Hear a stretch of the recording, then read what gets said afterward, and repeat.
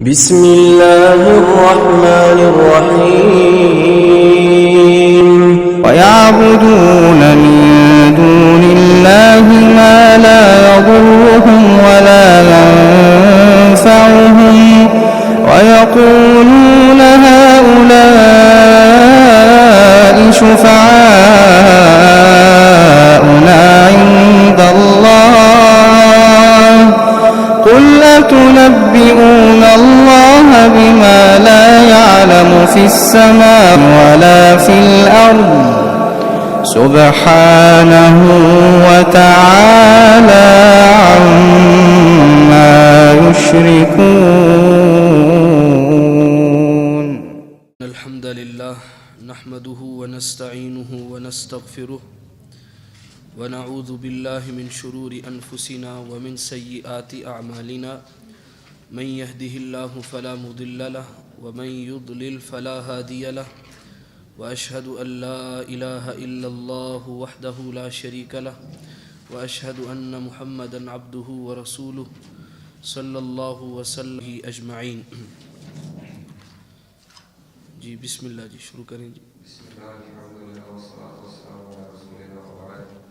باب ما جاء فی الخروج عن دعوى یہ الاسلام. ایک روایت رہ گئی تھی گزشتہ باب وجوب الاستغناء بمتابعته یعنی القرآن، قرآن حکیم کی ہی متابعت، اسی کی پیروی پر استغنا کرنے کا وجوب، یعنی قرآن حکیم کو ہی کافی سمجھنا اپنی ہدایت کے لیے یہ ضروری ہے. اور اس کا کیا معنی ہے گزشتہ درس میں یہ بات بیان کی جا چکی کہ قرآن حکیم کو ہی کافی سمجھنے کے اندر نبی کریم صلی اللہ علیہ وسلم کی سنت اور قرآن و سنت کا فہم صحابہ رضی اللہ تعالی عنہم اجمعین اور ان کے اتباع کرنے والوں یعنی سلف صالحین کے فہم پر اس کو اختیار کرنا، یہ سب قرآن حکیم کو کافی سمجھنے کو اپنے اندر شامل ہے. اگر کوئی شخص یہ کہے کہ قرآن میرے لیے کافی ہے اور اس کی آڑ میں نبی علیہ السلام کی سنت کا انکار کر دے تو حقیقت میں وہ قرآن کا انکار کرتا ہے. اس بات کو ہم نے گزشتہ درس میں بڑے اختصار سے ثابت کیا. اور اسی طرح جو شخص قرآن و سنت یا قرآن و احادیث کے معانی کو اپنی مرضی کے مطابق منتخب کرنا چاہے، حقیقت میں وہ شخص بھی قرآن اور حدیث کا نام لے کے لوگوں کو اپنی خواہشات کا پیروکار بنانا چاہتا ہے. جو شخص مخلص ہے، اخلاص کے ساتھ قرآن و سنت سے تمسک اور وابستگی اختیار کرنا چاہتا ہے، اس کے لیے ضروری ہے کہ وہ قرآن حکیم کی وحی کی روشنی میں تفسیر یعنی نبی کریم صلی اللہ علیہ وسلم کی احادیث صحیحہ، آپ کی سنت مطہرہ اور صحابہ رضی اللہ تعالیٰ عنہم اجمعین جو کہ نبی کریم صلی اللہ علیہ وسلم کے براہ راست شاگرد تھے اور اولین شاگرد تھے، اور جن کے طریقے کو اللہ رب العزت نے قرآن حکیم میں سبیل المومنین کے ساتھ منسوب کیا ہے. اور جو شخص سبیل المومنین یعنی صحابہ کے طریقے کو چھوڑتا ہے، اللہ رب العزت اس کو اسی طرف پھیر دیتا ہے جدھر وہ پھرنا چاہتا ہے، اور اس کا ٹھکانہ جہنم ہے. ایسا اللہ تعالیٰ کا فرمان ہے سورۃ النساء کے اندر، وَمَن يُشَاقِقِ الرَّسُولَ مِن بَعْدِ مَا تَبَيَّنَ لَهُ الْهُدَى وَيَتَّبِعْ غَيْرَ سَبِيلِ الْمُؤْمِنِينَ نُوَلِّهِ مَا تَوَلَّى وَنُصْلِهِ جَهَنَّمَ وَسَاءَتْ مَصِيرًا.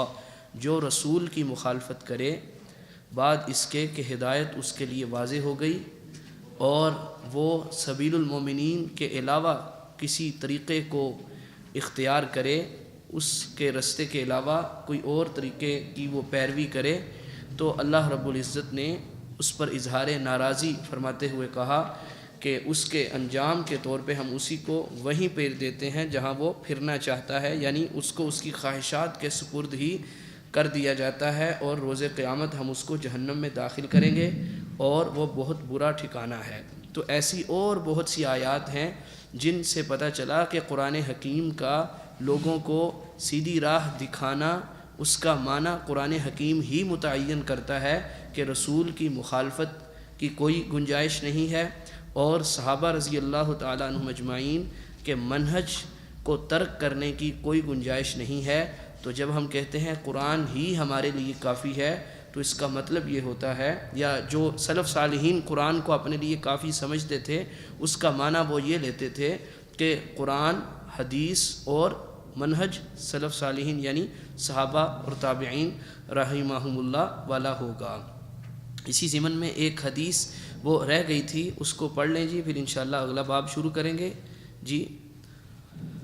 روى النسائي عن النبي صلى الله عليه وسلم أنه رأى في يد عمر بن الخطاب رضي الله عنه ورقة من التوراة فقال: أمتبركون يا ابن الخطاب؟ لقد جئتكم بها بيضاء نقية، لو كان موسى حيا واتبعتموه وتركتموني ضللتم. وفي رواية: لو كان موسى حيا ما وسعه إلا اتباعي. فقال عمر: رضيت بالله ربا وبالإسلام دينا وبمحمد نبيا۔ امام نسائی رحمہ اللہ نے اس کو روایت کیا ہے اپنی سنن کے اندر۔ امام نسائی رحمہ اللہ کی جو حدیث کی کتاب ہے اس کو المجتبہ کہا جاتا ہے، جو ہمارے ہاں عموماً معروف ہے سنن نسائی کے نام سے۔ ان کی ایک اور ہے وہ اس سے بھی بڑی ہے، اس کو سنن الکبریٰ للنسائی کہا جاتا ہے۔ تو امام نسائی رحمہ اللہ روایت کرتے ہیں نبی کریم صلی اللہ علیہ وسلم سے کہ آپ صلی اللہ علیہ وسلم نے حضرت عمر بن خطاب رضی اللہ تعالیٰ عنہ کے ہاتھ میں تورات کا ایک ورقہ دیکھا۔ تورات کا ایک ورق حضرت عمر رضی اللہ تعالیٰ عنہ کے ہاتھ میں تھا، تو آپ صلی اللہ علیہ وسلم اس بات پر ناراض ہوئے۔ فقال، تو آپ نے ارشاد فرمایا: امتہوکون یا ابن الخطاب، اے خطاب کے بیٹے، کیا آپ لوگ حیران ہیں؟ کیا آپ کو سیدھی راہ سجائی نہیں دے رہی؟ قرآن کے باوجود، قرآن کے آنے کے بعد بھی ہدایت آپ کسی اور چیز میں تلاش کرتے ہیں؟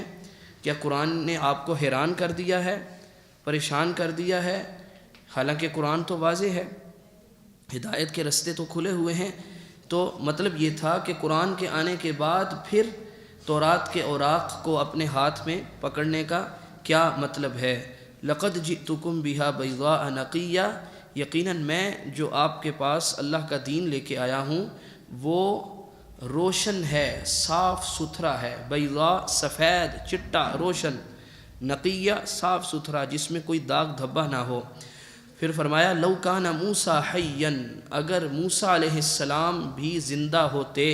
موسیٰ علیہ السلام جو کہ صاحب تورات تھے، جن کی تورات کا آپ ورق اپنے ہاتھ میں لیے ہوئے ہیں، اگر وہ بھی زندہ ہوتے، واتبعتموہ، اور تم ان کی پیروی کرتے، یعنی موسیٰ علیہ السلام کے نقش قدم پر چلتے، ان کی بات مانتے، وترکتمونی، اور مجھے چھوڑ دیتے، ضللتم، تب بھی تم گمراہ ہو جاتے، تب بھی تم گمراہ ہو جاتے۔ حالانکہ ایسا کبھی ہو نہیں سکتا تھا، کیونکہ موسیٰ علیہ السلام بھی اللہ کی طرف سے بھیجے ہوئے تھے، اور محمد صلی اللہ علیہ وسلم بھی اللہ کی طرف سے بھیجے ہوئے پیغمبر تھے۔ تو موسیٰ علیہ السلام بھی اگر ہوتے تو آپ صلی اللہ علیہ وسلم کی پیروی کا ہی لوگوں کو حکم دیتے، اور خود بھی آپ صلی اللہ علیہ وسلم کی پیروی ہی اختیار کرتے، جیسا کہ حدیث کے دوسرے الفاظ وہ اس میں وضاحت ہو رہی ہے۔ وفی روایت، اور ایک روایت میں یہ الفاظ ہیں: لو کان موسیٰ حیا ما وسعہ الا اتباعی، اگر موسیٰ علیہ السلام بھی زندہ ہوتے تو انہیں بھی میری اتباع کے سوا کوئی چارہ نہ ہوتا، ان کی نجات بھی میری ہی پیروی کے اندر پنہاں ہوتی۔ تو تم کیسے میری پیروی کو چھوڑ کے نجات کی امید لگا سکتے ہو؟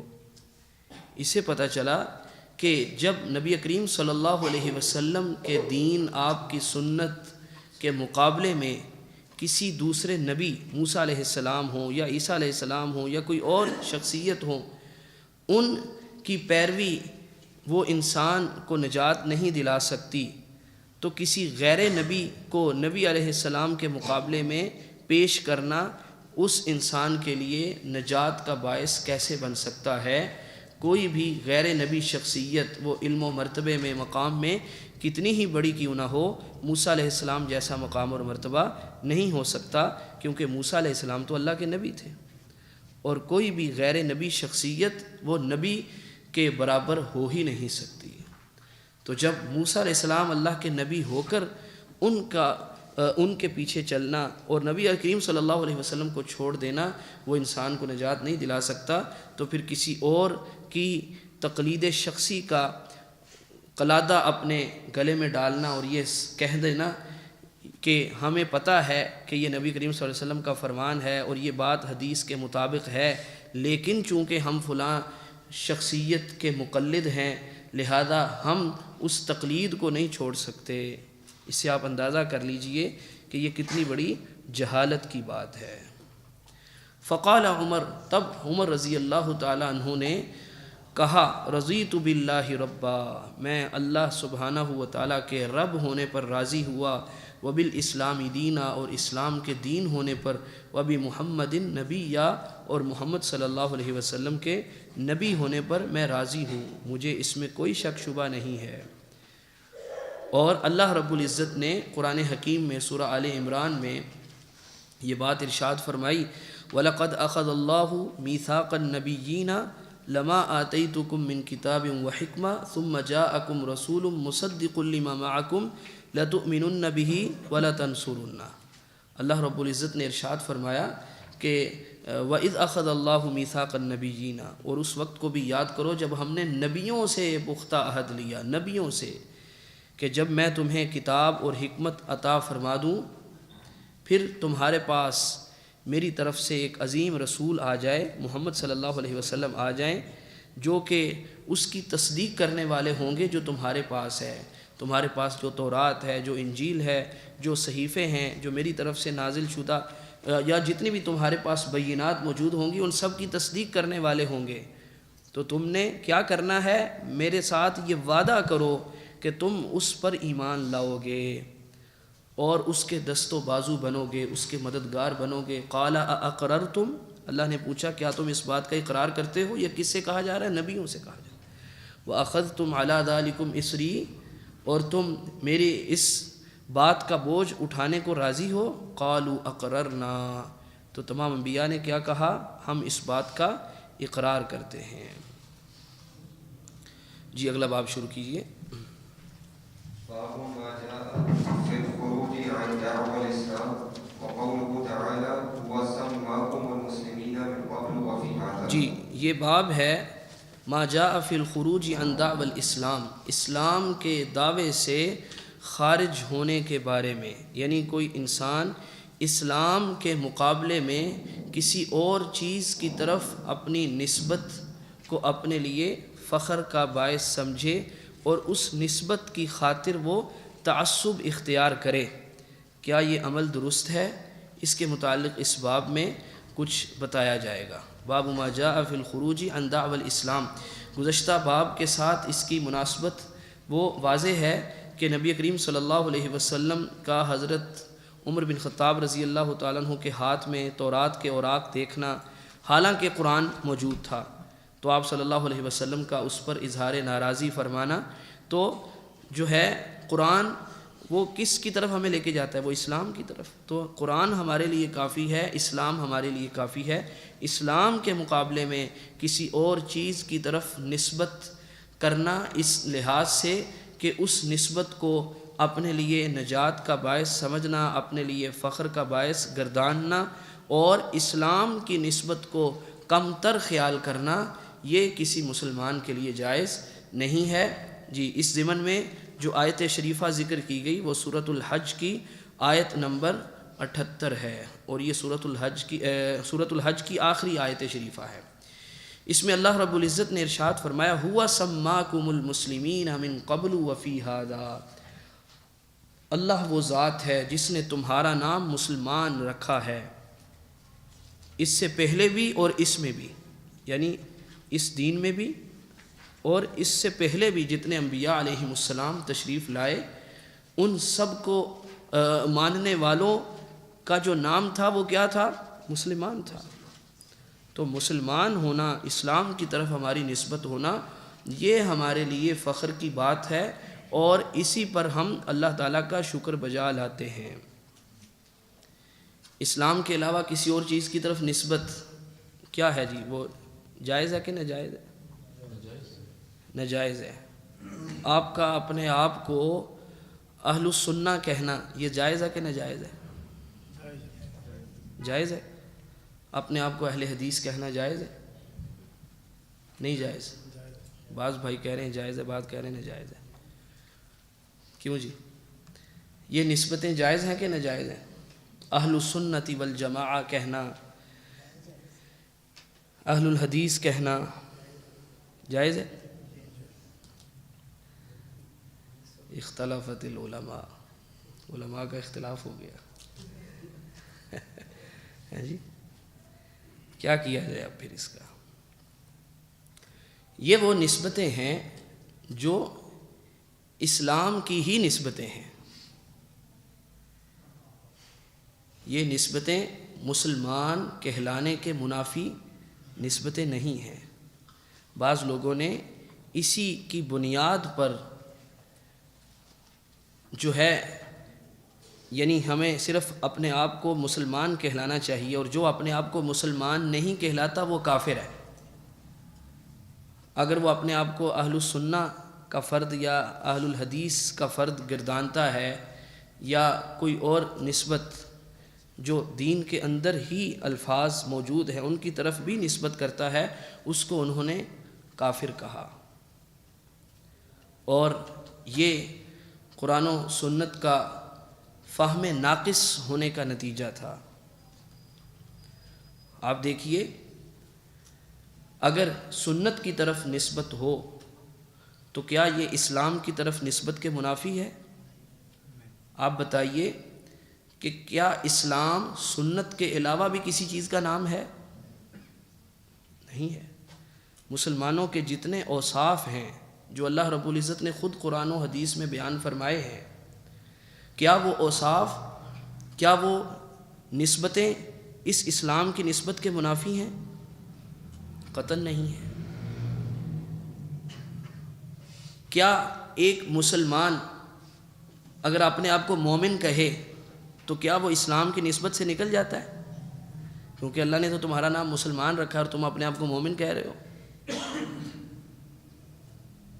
کیا کسی کو مہاجر کہنا، کسی کو انصار کا فرد کہنا، انصاری کہنا، کیا یہ نسبتیں اسلام یا مسلمان ہونے کے مخالف ہیں؟ اللہ رب العزت نے کیا یہ مہاجرین اور انصار کی نسبتیں قرآن میں ذکر نہیں کی؟ والسابقون الاولون من المہاجرین والانصار والذین اتبعوہم باحسان رضی اللہ عنہم ورضوا عنہ۔ اسی طرح آپ 22واں پارہ سورۃ الاحزاب، 22ویں پارے کا آغاز جہاں سے ہوتا ہے، پہلا ہی رکوع جس سے شروع ہوتا ہے، اس میں اللہ رب العزت نے کتنے نام ذکر کیے۔ ان المسلمین والمسلمات والمؤمنین والمؤمنات والقانتین والقانتات والصادقین والصادقات والصابرین والصابرات والخاشعین والخاشعات والمتصدقین والمتصدقات والصائمین والصائمات والحافظین فروجہم والحافظات والذاکرین اللہ کثیرا والذاکرات اعد اللہ لہم مغفرۃ واجرا عظیما۔ کیا یہ ساری نسبتیں اسلام کے خلاف ہیں، اسلام سے باہر ہیں؟ اللہ رب العزت خود ان لوگوں کے نام یعنی مسلمان بھی کہا، پھر مومن بھی کہا۔ ان المسلمین والمسلمات، یقیناً مسلمان مرد اور مسلمان عورتیں، والمؤمنین والمؤمنات، اور ایمان لانے والے مرد اور ایمان لانے والی عورتیں، والقانتین والقانتات، قانتین فرما بردار ہونا، کیا یہ مسلمان ہونے سے ہٹ کے ہے یا اس کے باہر ہے؟ سچ بولنے والے مرد، سچ بولنے والی عورتیں، خشوع کرنے والے مرد، خشوع کرنے والی عورتیں، روزہ رکھنے والے مرد، روزہ رکھنے والی عورتیں، صدقہ کرنے والے مرد، صدقہ کرنے والی عورتیں، اپنی عزتوں کی حفاظت کرنے والے مرد اور اپنی عزتوں کی حفاظت کرنے والی عورتیں، اللہ کا کثرت سے ذکر کرنے والے مرد اور اللہ کا کثرت سے ذکر کرنے والی عورتیں۔ اللہ رب العزت نے ان سب کے لیے مغفرت اور اجر عظیم تیار کر رکھا ہے۔ کیا وہ صحابہ رضی اللہ تعالیٰ عنہم اجمعین جو سب سے پہلے مسلمان تھے، جو سب سے پہلے اس لقب کے مستحق تھے مسلمان ہونے کے، کہ اللہ رب العزت نے ان کو مسلمان کے علاوہ کسی اور وصف سے منسوب نہیں کیا؟ کیا ان کو الراشدون نہیں کہا؟ کیا ان کو المؤمنون نہیں کہا؟ کیا ان کو المفلحون نہیں کہا؟ الفائزون نہیں کہا؟ تو یہ جتنی نسبتیں ہیں، یہ جتنے صفاتی نام ہیں، یہ سب کے سب اسلام کے اندر موجود ہیں۔ اسی طرح جب بدعات کا رواج ہو جائے اور اہل البدع وہ بدعات کی طرف لوگوں کو بلا رہے ہوں، ایسے موقع پر کوئی شخص اپنے آپ کو ظاہر کرتا ہے کہ میرا ان بدعات سے کوئی تعلق نہیں ہے، میرا منہج صرف سنت والا ہے، میرا منہج صرف حدیث والا ہے، اور جو میں کہہ رہا ہوں اگر تم مجھے اس کے خلاف پاؤ تو تمہیں پورا حق حاصل ہے کہ تم میرے اوپر انگلی اٹھاؤ۔ تم کہو بھئی آپ کہہ کچھ رہے ہیں تو آپ کا عمل تو اس کے مطابق نہیں ہے، تو میں آپ کو حق دیتا ہوں کہ آپ مجھ سے پوچھیں کہ آپ اپنے آپ کو اہل سنت کہہ رہے ہیں، تو کیا یہ عمل سنت سے ثابت ہے؟ جب میں کہہ رہا ہوں اس کا مطلب یہ ہے کہ میں دوسروں کے مقابلے میں اپنے آپ کو ممتاز کر رہا ہوں، اور میں لوگوں کو کنفیوژن سے نکالنا چاہتا ہوں، کسی دھوکے میں نہ وہ رہ جائیں، وہ مسلمان کا نام سن کے وہ کسی بدعتی کو بھی اپنا ایمان اس کو سونپ دیں اور یہ کہیں کہ بس دین کا علم حاصل کرنے کے لیے مسلمان ہونا ضروری ہے۔ مسلمان تو سب اپنے آپ کو کہتے ہیں۔ چلیں ایک اور انداز سے اس بات کو سمجھیے، اگر کوئی شخص جس کی بہن یا بیٹی کے لیے کوئی رشتے کا پیغام لے کے آئے اور آ کے آپ کو یہ بتائے کہ میں مسلمان ہوں، کیا اتنی بات کافی ہوگی اس کو اپنی بہن یا بیٹی کا رشتہ دینے کے لیے؟ کیوں بھئی؟ اس وقت آپ کیوں تحقیقات کرتے ہیں؟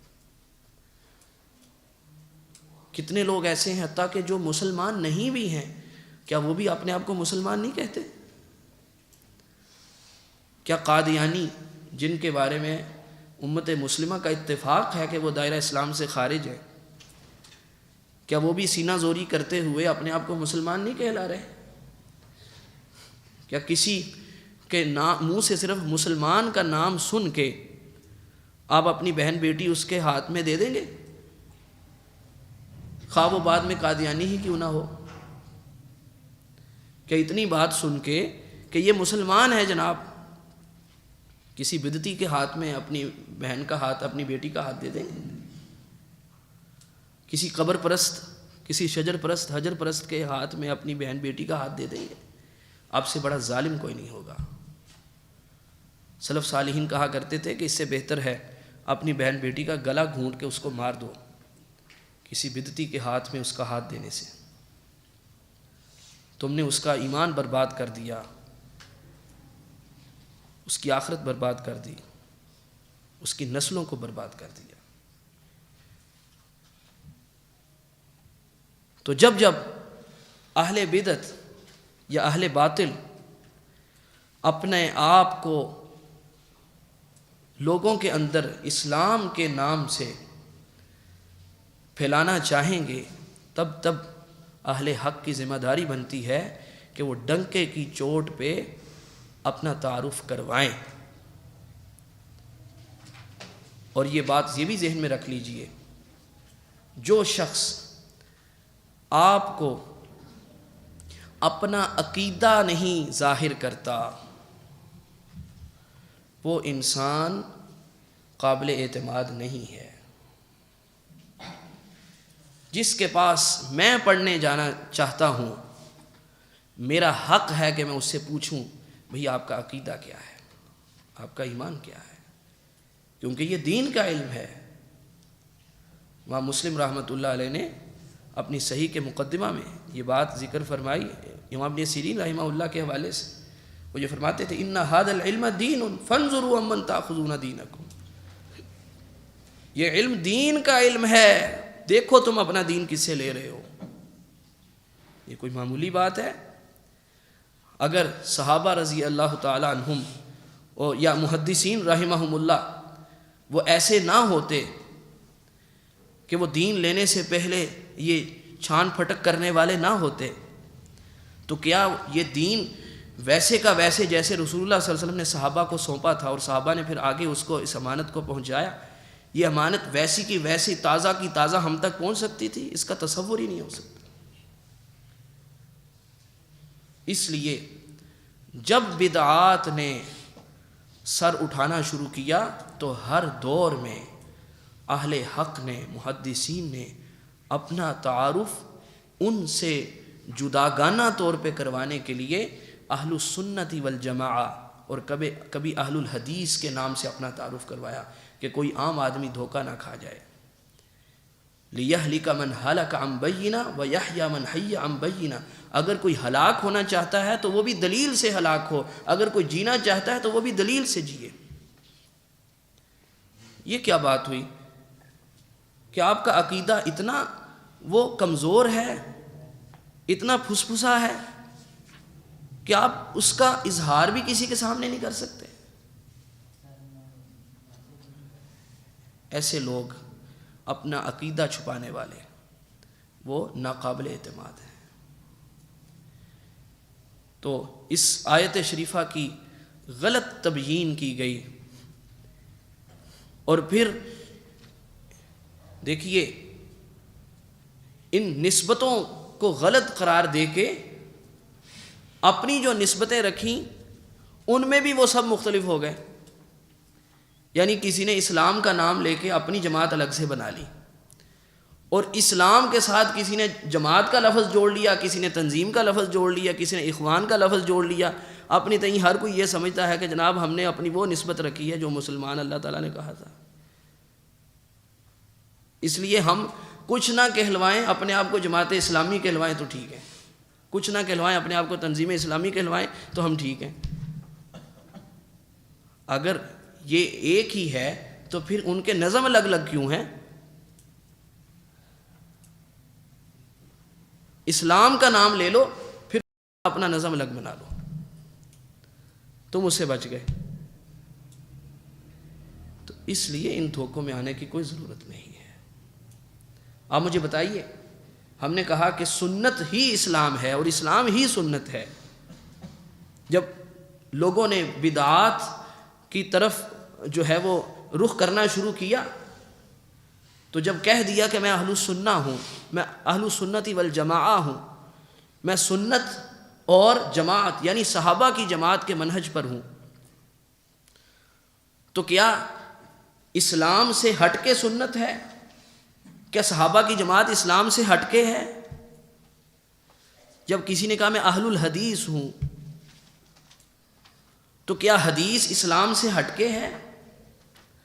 حدیث قرآن سے الگ کسی چیز کا نام ہے؟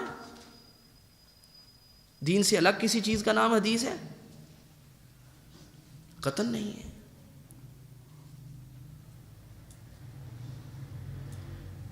اور پھر یہ ضروری بھی نہیں ہے کہ ہر جگہ اہل حدیث ہی کہلوایا جا رہا ہو، اور وہ لوگ جو قرآن و حدیث کے اوپر قائم ہیں ان کی پہچان صرف اہل حدیث کے نام سے ہی ہوگی۔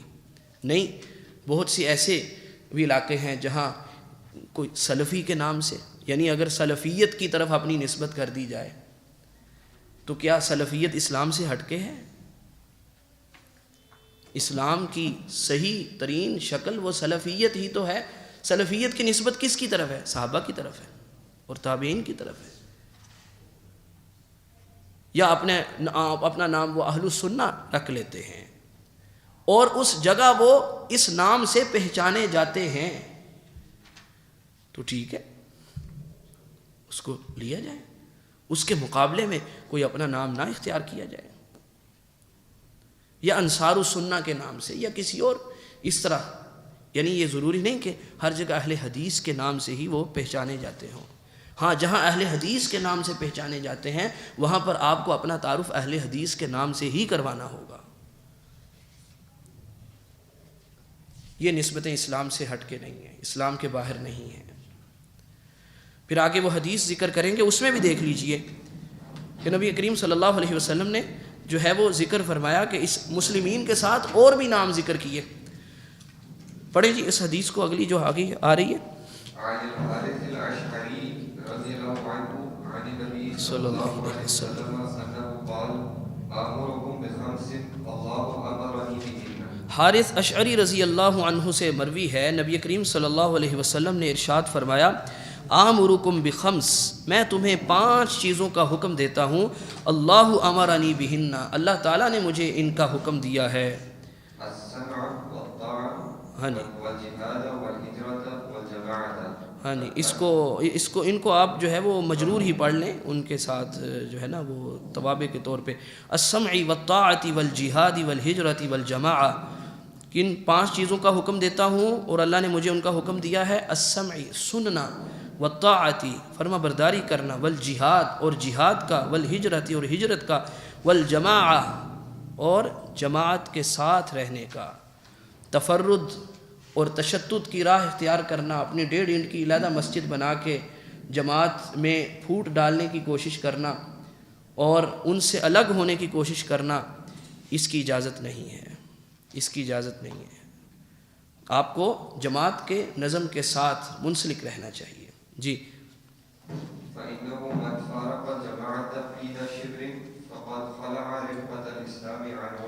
پس جو انسان بالشت کے برابر بھی جماعت سے جدا ہوا, اس نے اپنی گردن سے اسلام کا ہار اتار پھینکا, الا ان یراجع, مگر یہ کہ وہ لوٹ آئے. جی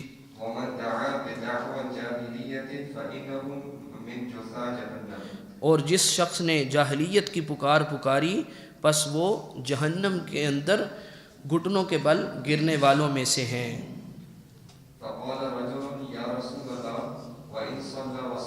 ایک آدمی نے کہا اللہ کے رسول علیہ الصلوۃ والسلام, وہ شخص خواہ نماز پڑھنے والا ہو, روزہ رکھنے والا ہو, تب بھی؟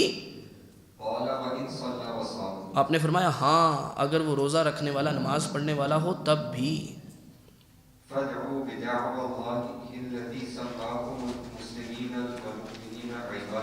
پھر آپ نے فرمایا کہ بس تم پکارو اللہ کے دعویٰ کے ساتھ وہ جو اس نے تمہارا نام رکھا ہے. کیا نام رکھا ہے؟ یہاں حدیث میں صرف المسلمین نہیں آیا, المسلمین کے ساتھ 2 اور نام بھی آ گئے. اللہ نے تمہارا کیا نام رکھا ہے؟ المسلمین. اللہ نے تمہارا نام رکھا ہے المؤمنین. اللہ نے تمہارا نام رکھا ہے عباد اللہ, اللہ کے بندے, اللہ کے بندے. تنوع آ گیا نا اس کے اندر. تو کیا مسلمان کہلانے کے خلاف ہے اپنے آپ کو مومن کہلانا؟ کیا اللہ کا بندہ اپنے آپ کو کہلانا یہ مسلمان کہلانے کے خلاف ہے؟ نبی کریم صلی اللہ علیہ وسلم تو ان ساری نسبتوں کو جمع فرما رہے ہیں. جی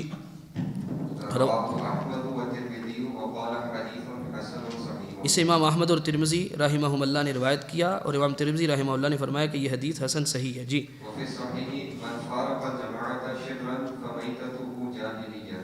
ہاں جی, اور صحیح میں یہ حدیث موجود ہے. صحیح سے مراد بخاری اور مسلم دونوں ہیں کہ جو انسان بالشت کے برابر بھی جماعت سے جدا ہوا پس اس کا مرنا جاہلیت کی موت مرنا ہے.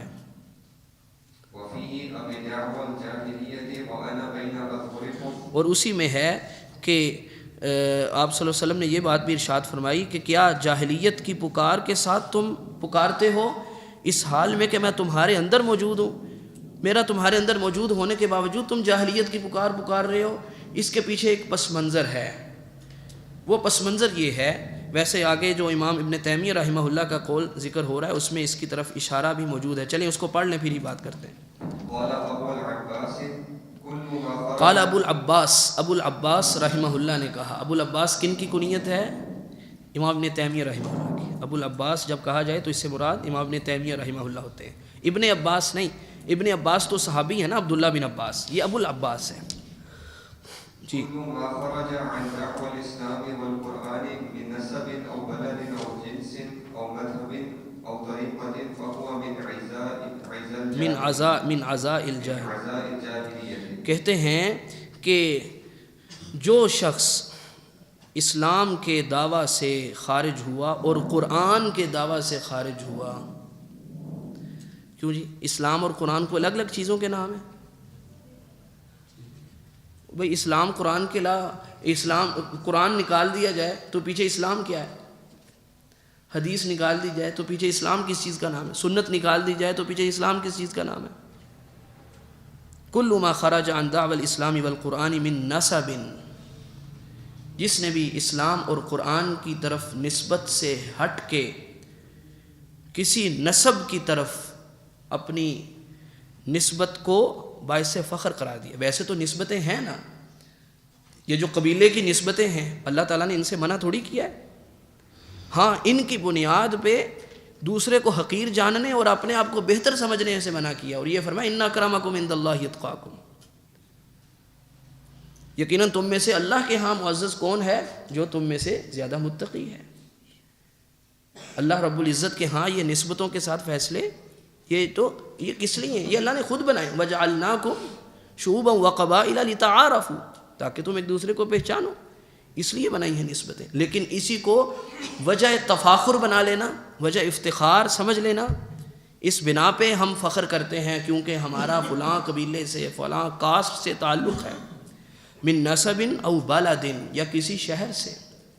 ویسے شہر کی طرف نسبت ہونا، فیصل آبادی، لاہوری، اسلام آبادی، قصوری، یہ نسبتیں یہ غلط نہیں ہیں، لیکن اس وجہ سے اپنے اندر فخر کا اظہار پیدا ہونا اور اس بنا پہ جو ہے وہ تعصب اختیار کرنا، یہ جاہلیت کی پکار کہلائے گا.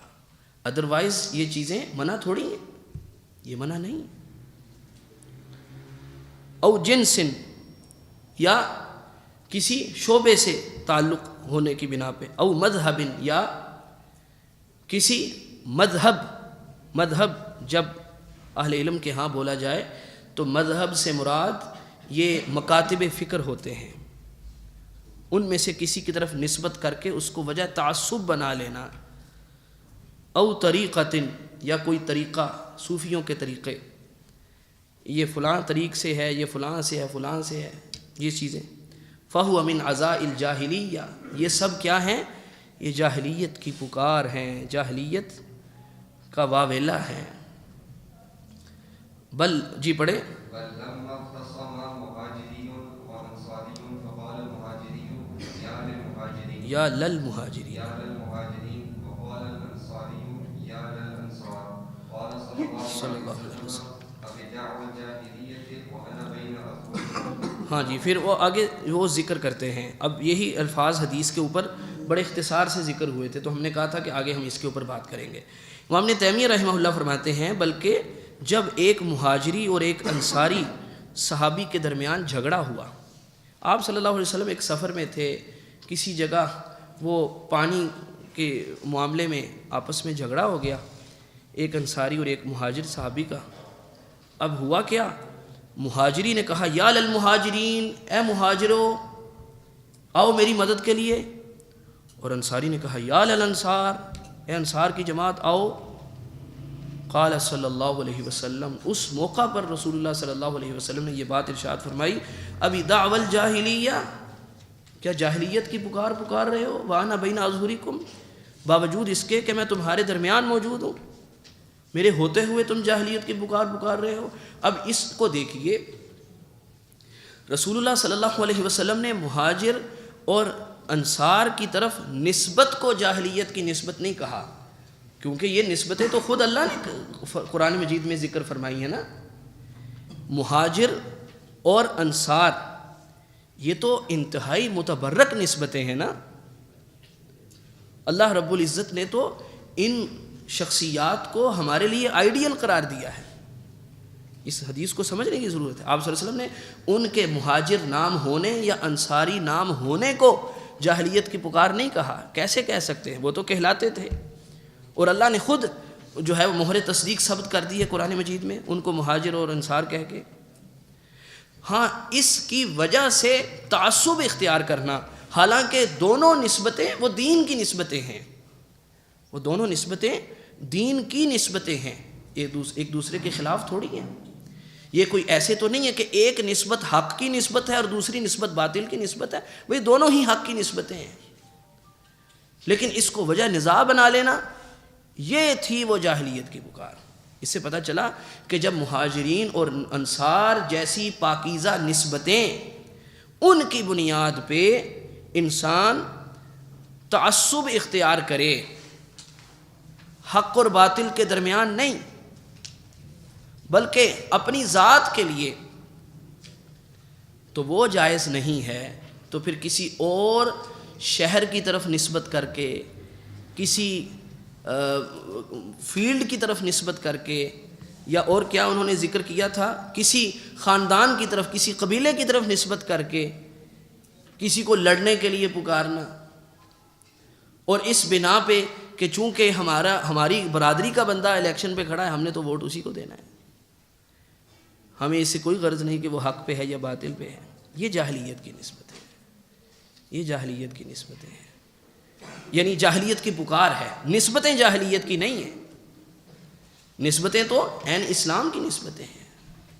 ہاں جب ایک طرف باطل ہو ایک طرف حق ہو تو پھر حق کے لیے دوسروں کو بلانا وہ جاہلیت کی نسبت نہ ہوگا، وہ جاہلیت کی پکار نہیں ہوگا. تو اس حدیث کو سمجھنے کی ضرورت ہے. آپ صلی اللہ علیہ وسلم نے ان ناموں کو برا نہیں کہا، ان ناموں کو جاہلیت کے نام نہیں کہا کہ بھئی تم سارے کے سارے مسلمان ہو، پھر مسلمان ہونے کے بعد تم مہاجر اور انصار کیوں کہلاتے ہو اپنے آپ کو. اس بنا پہ اختلاف کو، لڑائی کو بھڑکانا اور دو حصوں میں منقسم ہو جانا، دو گروہوں میں تقسیم ہو جانا، نبی کریم صلی اللہ علیہ وسلم نے اس کو جاہلیت سے تعبیر کیا. یہ باریک سا فرق سمجھ آ رہا ہے. وَغَضِبَ لِذَلِكَ غَضْبًا شَدِيدًا، اور آپ صلی اللہ علیہ وسلم اس کے لیے شدید غضبناک ہوئے. آپ صلی اللہ علیہ وسلم غصے میں آ گئے. جی یہیں پر امام ابن تیمیہ رحمہ اللہ کی بات مکمل ہو گئی. جی اگلا شروع کریں گے. کل ہی جی جی یہ امام محمد بن عبد الوہاب رحمہ اللہ نے فضل الاسلام کے اندر یہ بہت ہی اہم باب اس عنوان کے تحت قائم کیا ہے کہ سارے کے سارے اسلام میں داخل ہونا واجب ہے اور اسلام کے سوا ہر چیز کو ترک کر دینا بھی واجب ہے. آدھا تتر آدھا بٹیر یہ چیز اسلام میں نہیں چلے گی. آپ نسبت اپنی اسلام کی طرف کرتے ہوں لیکن اپنے فیشن، اپنے سٹائل، آپ کے ہیروز وہ جو ہے وہ غیر مسلم ہوں، یہ چیزیں نہیں چلیں گی. اچھا، اور ہیروز سے مراد فلمی ہیرو بھی نہیں ہے. یہ نہیں کہ آپ اسی خود فلمیں بناواں گے اس مقابلے میں، ہیں جی، نہیں، یہ وہ بات نہیں ہو رہی. جو حقیقی ہیروز ہوتے ہیں یہ تو سکرپٹ کے مطابق چلنے والے ہیرو نہیں. ہمارے نزدیک یا ہماری نوجوان نسل کے نزدیک جب بھی ہیرو کا لفظ بولا جائے یا کسی آئیڈیل شخصیت کا تو اس سے مراد ان کے ذہن میں فلمی اداکار آتے ہیں، حالانکہ وہ سب جھوٹ کے اوپر مبنی باتیں ہیں. ہیرو اصل میں پتہ کون ہوتا ہے؟ ہیرو وہ ہوتا ہے جس کو دیکھ کے شیطان اپنا رستہ بدل لے. وہ کون ہے؟ عمر بن خطاب رضی اللہ تعالیٰ. یہ ہیں ہمارے ہیرو. ایسا کوئی ہیرو لا کے دکھائے سکرپٹ کے مطابق جو ہے وہ ڈائیلاگ بولنے والے اور سب دھوکہ دینے والے اور کیمرے کی صفائی کے اندر اپنے آپ کو نہ جانے وہ کتنا بہادر ثابت کرنے والے. یعنی ہم تخیلات سے نکلتے ہی نہیں ہیں. انا للہ و انا الیہ راجعون. اور جو قرآن و حدیث نے ہمیں جن اصل ہیروز کا تعارف کروایا ہے، کیا محمد صلی اللہ علیہ وسلم سے بڑھ کے کوئی ہیرو ہو سکتا ہے؟ ہیرو ہوتا ہے یوسف علیہ السلام جیسا. ہیرو وہ ہوتا ہے کہ اپنے دامن کو داغدار نہیں ہونے دیتا، اپنی شخصیت کے اوپر کوئی حرف نہیں آنے دیتا، اس کے لیے بلا وجہ جیل میں جانا پڑے اس کو قبول کر لیتا، بلکہ پسند کر لیتا اور کہتا رب السجن احب الی مما یدعوننی الیہ، اے میرے رب مجھے تو اس عمل سے جیل پسند ہے جس کی طرف مجھے بلایا جا رہا ہے۔ ہمارے یہ ہیروز تھے، ہمارے ہیرو موسیٰ علیہ السلام تھے، جن کی نظر میں یہ حیا تھی کہ دو جو ہے وہ خواتین جو کہ اپنی بکریوں کو پانی پلانے کے لیے وہ انتظار کر رہی ہیں کہ چرواہے پانی پلا کے پھر چلے جائیں، پھر ان کی باری آئے گی، اور مجبوری کی وجہ سے گھر سے نکلی ہیں، بھائی کوئی ہے نہیں، باپ بوڑھا ہے، اور ان کی معیشت کا انحصار وہ بکریوں کے اوپر ہے، بکریوں کا دودھ پیتے ہیں، دودھ فروخت کرتے ہیں، اپنی ضروریات پوری کرتے ہیں۔ اب بکریوں کو پانی پلانا ہے، جو چرواہے موجود ہیں، پوچھا تمہارا کیا معاملہ ہے؟ کہا ہمارا یہ معاملہ ہے، ان کی مدد کی اور ان کی طرف اپنی آنکھ کو اٹھا کے بھی نہیں دیکھا۔ یہ تھے ہمارے ہیروز۔ تو جب اسلام میں داخل ہونا ہے تو پھر پورے کا پورا داخل ہونا ہے، پھر آپ کی نظر میں اسلامی ہیروز کے علاوہ کوئی ہیرو بھی نہیں جچنا چاہیے۔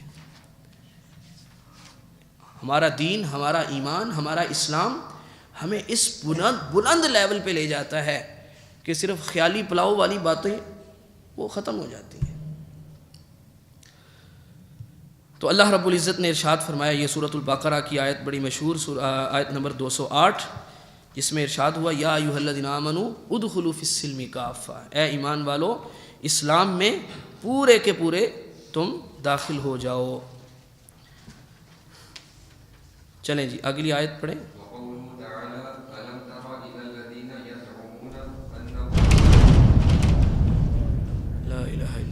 اللهم لا تقتلنا بغضبك ولا تهلكنا بعذابك وعافنا قبل ذلك، لا الہ الا اللہ۔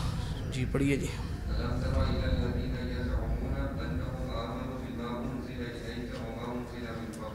جی یہ آیت کا ابتدائی حصہ یہاں پہ ذکر کیا گیا ہے، اس میں اللہ رب العزت نے ارشاد فرمایا کیا آپ نے نہیں دیکھا ان لوگوں کو جو یہ سمجھتے ہیں کہ وہ ایمان لائے اس پر جو آپ کی طرف اتارا گیا اور وہ جو آپ سے پہلے یعنی انبیاء علیہ السلام پر اتارا گیا، لیکن اس کے بعد پھر اگلے الفاظ یہ ہیں یریدون ان یتحاکموا الی الطاغوت وقد امروا ان یکفروا بہ، اس سب کے باوجود وہ ارادہ کرتے ہیں طاغوت سے جا کے فیصلے کروانے کا، حالانکہ انہیں حکم دیا گیا تھا کہ وہ طاغوت کا کفر کریں۔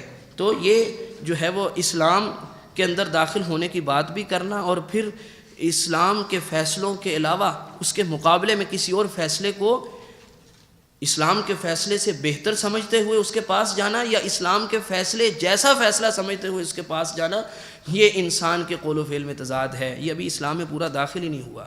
اسلام میں پورا داخل ہونے کا تقاضا یہ تھا کہ آپ طاغوت کا کفر کریں، اس کے اسلام کے فیصلے جیسا کسی کو فیصلہ نہ سمجھیں، اسلام کے فیصلے سے بہتر سمجھنا تو اس سے بھی بڑی سنگین بات ہو گئی۔ جی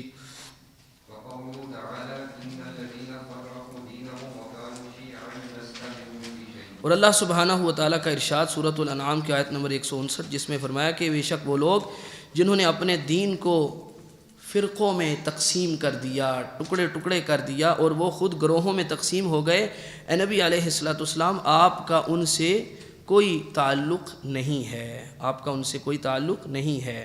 فرقہ کب بنتا ہے؟ کیوں جی فرقہ کون بناتا ہے؟ قرآن و حدیث کو چھوڑ کے کسی شخصیت کی طرف نسبت کر کے اپنے آپ کو جدا کر لینا، یہ فرقہ کو جنم دیتا ہے۔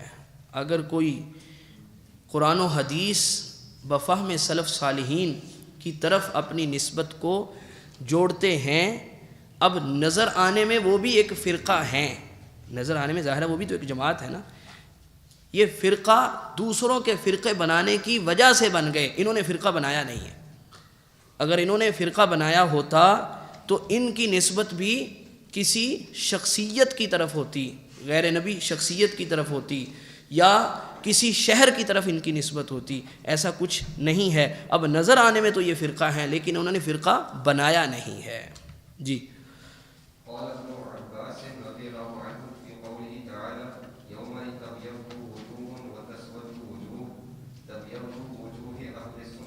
تبیض وجوہ اہل السنت. تبيض وجوه أهل السنة والاختلاف وتسود وجوه أهل البدعة والاختلاف. جی امام حضرت عبداللہ ابن عباس رضی اللہ تعالی عنہما اللہ رب العزت کے اس ارشاد کے بارے میں فرماتے ہیں کہ جو سورہ آل عمران کی آیت نمبر 106 میں مذکور ہے یوم تبیض وجوہ و تسود وجوہ، روز قیامت کچھ چہرے روشن ہوں گے، سفید ہوں گے، اور کچھ چہرے سیاہ ہو جائیں گے، کالے ہو جائیں گے. حضرت عبداللہ ابن عباس کی طرف یہ بات منسوب ہے، انہوں نے کہا کہ روشن چہرے کن کے ہوں گے اور سیاہ چہرے کن کے ہوں گے. اس کی وضاحت وہ کرتے ہیں تبیض وجوہ اہل السنت والائتلاف. روشن چہرے ہوں گے اہل السنہ کے، نام کے اہل السنہ نہیں، عملی طور پہ اہل السنہ، جن کا عقیدہ بھی سنت کے مطابق، جن کا عمل بھی، جن کی نماز بھی، جن کا روزہ بھی، اور بدعات سے نفرت کرنے والے، بدعات سے اپنے رستے جدا کرنے والے، وہ ہوتے ہیں اہل السنہ. ویسے کوئی اپنے آپ کو اہل حدیث کہہ لے، اہل سنہ کہہ لے، کہنے سے کوئی نہیں بن جاتا. تو اہل السنت والائتلاف، ائتلاف کا مطلب ہوتا ہے ملانا، ملانا. اہل السنہ حقیقت میں، اہل الحدیث حقیقت میں ملانے والے ہیں. کس سے ملانے والے ہیں؟ وہ اپنی ذات کے ساتھ ملانے والے نہیں ہیں، وہ قرآن و حدیث کی بنیاد پہ ملانے والے ہیں. اگر قرآن و حدیث کو چھوڑ کے اپنی ذات کی طرف یا اپنی کسی شخصیت کی طرف جوڑنے والے ہوں تو ظاہر ہے یہ قابل تعریف نہیں ہے. تو حقیقت میں ملانے والے، اب کہتے ہیں نا کہ جناب آپس میں مل کے رہو، امت کو ایک ہونا چاہیے، یہ ہونا چاہیے، وہ ہونا چاہیے. بھئی ظاہر ہے اتفاق اور اتحاد کسی نقطے پہ ہوتا ہے نا، وہ نقطہ تو بتاؤ کس پہ تم اتفاق کرنا چاہ رہے ہو. اس پہ کوئی بھی نہیں آئے گا، اس پہ کوئی بھی بات نہیں کریں گے. بھئی نقطہ تو ہو نا. ہم کہتے ہیں کہ بھئی یہ نقطہ ہے، یہ قرآن ہے، یہ حدیث ہے، اور یہ صحابہ کا فہم ہے. ہم ان تینوں چیزوں کو ایک ہی سمجھتے ہیں. ہم آؤ، میں بھی اپنی خواہشات چھوڑتا ہوں، آپ بھی اپنی خواہشات چھوڑیے. کتنا وقت لگے گا اختلافات ختم ہونے میں؟ اللہ رب العزت نے یہی طریقہ کار بتایا ہے اپنے اختلافات، اپنے تنازعات کو ختم کرنے کا. لیکن آپ اپنی خواہشات کو چھوڑنے کو تیار نہیں ہیں، اور آپ اتحاد امت کی رٹ لگائے چلے جا رہے ہیں. امت کی سب سے پاکیزہ جماعت، جن کو اللہ نے جماعت کہا ہے، نبی علیہ السلام نے جماعت کہا ہے، ان کے درمیان آپ نے تفرقے ڈال دیے. ان کے درمیان ان کو آپ ایک دوسرے کے دشمن ثابت کرنے پہ تلے ہوئے ہیں، اور اس بنا پہ آپ نے اپنے آپ کو تقسیم کر لیا. یہ اتنا بڑا جرم کرنے کے بعد آپ لوگوں کو اپنے ساتھ بٹھا کے اتحاد امت کے نام پہ دھوکہ دے رہے ہیں. کتنا بڑا دھوکہ ہے. چوری کر کے پھر خود ہی چور کو تلاش کرنے میں پولیس کے ساتھ مل گئے. اندازہ کریں کہ کہیں ہمارے جرم پہ نظر نہ پڑے کسی کی. وَتَسْوَدُّ وُجُوهُ أَهْلِ الْبِدْعَةِ وَالِاخْتِلَافِ. اور اس آیت شریفہ کی روشنی میں عبداللہ بن عباس کہتے ہیں کہ سیاہ چہرے کن کے ہوں گے؟ اہل بدعت کے، بدعتیوں کے. اور یہ ہیں حقیقت میں اختلاف کرنے والے. سنت کے اوپر چلنے والا خواہ اکیلا رہ جائے وہ اختلاف کرنے والا نہیں ہے. بدعت کے اوپر چلنے والی ساری دنیا ہو جائے وہ اتفاق کرنے والی نہیں ہے. وہ ہیں حقیقت میں اختلاف کرنے والے. بدعت اختلاف کو جنم دیتی ہے، سنت اتفاق اور اتحاد پیدا کرتی ہے. آؤ بیٹھو، سنت کے اوپر ہم اپنی خواہشات کو ترک کرتے ہیں، آپ اپنی خواہشات کو ترک کریں. اگر اس طرح اتفاق اور اتحاد کرنے میں آپ تیار ہیں تو ہم مانیں گے کہ آپ واقعی مخلص آدمی ہیں نا. اس کے علاوہ اس کا مطلب ہے آپ لوگوں سے اپنے پسند کے فوائد حاصل کرنا چاہتے ہیں، لوگوں میں اپنی واہ واہ کروانا چاہتے ہیں. اگر اس طرح واہ واہ ہوتی ہے تو ہمیں تو یہ منظور نہیں ہے بھائی. چلیں جی اسی کے اوپر اکتفا کرتے ہیں. اللہ تعالیٰ نے چاہا تو آئندہ درس میں اس کو آگے مزید پڑھیں گے. اقول قولی ھذا واستغفر اللہ لی ولکم وآخر دعوانا الحمدللہ رب العالمین. صلی اللہ وسلم علی نبینا محمد وعلی آلہ وصحبہ اجمعین. سبحانک اللہم وبحمدک اشہد ان لا الہ الا انت استغفرک واتوب الیک.